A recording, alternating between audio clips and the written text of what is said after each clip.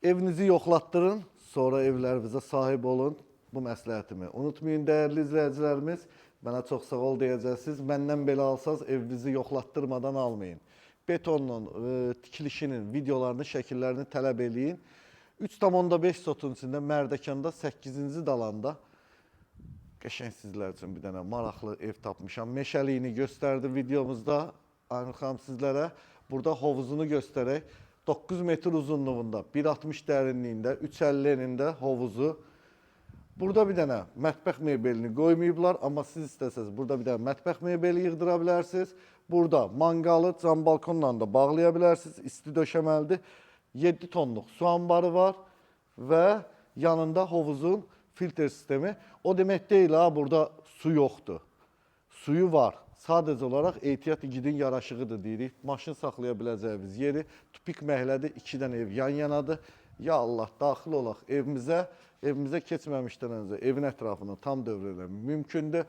Gördüyünüz kimi bu da keramogranitdir, üzlənilib. Ya Allah, nə qəşəng evdir maşallah. Like'larınızı gözləyirəm. Bax, TikTok, Instagram, məni keşfətə salın qardaş. Mən pullu reklam vurmuram deyə heç kim məni keşfətə salmır. Bu nə deməkdir belə? Geniş bir zal, burada dolabları, bir dənə dolabı burada və mətbəxi, mətbəxdən də həyət görüntüsü. Tavanın hündürlüyü 3,40-dır, bunu da qeyd edeyim sizlərə. Mətbəxdən də bayra çıxmağa yeri var. Mən hətta o yaşıllığın ortasında bir dənə stol qoyub əyləşərdim. Gözəl evdir. Bu arada videoda düşmür, amma mən sizlərə deyim, bu divar kağızıdır. Bilirsiniz, boya ilə olan, üstünə boya vurula bilən divar kağızıdır. Hə, bu yataq otağına, bu birinci yataq otağı və özünün sanitar qovşağı. Nə qəşəng rəng tonları var.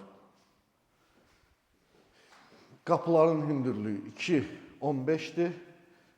Burada ikinci yataq otağı və ümumi sanitar qovşağı və üçüncü yataq otağı. Qəşəng evdir. Qiymət. Qiymətini deməmişdim. 295 min manatdır bu evin qiyməti. Kupçası sənədləri qaydasındadır. Əgər ipotekanızı təsdiqlətmişsinizsə bankda, mütləq bunu ala bilərsiniz. Bunu da bilməyənlərə deyirəm. Bəzən müştərilərimiz ipotekanı təsdiqlətmədən gəlib evlərə beh verirlər və sonra bunun fəsadlarını yaşayırlar. Bunu yaşamamaq üçün birinci bankınızla danışın. Sağ olun, özünüzdən müğayət olun. Like'larınızı bol eləyin. Görüşmək ümidilə. Hələlik.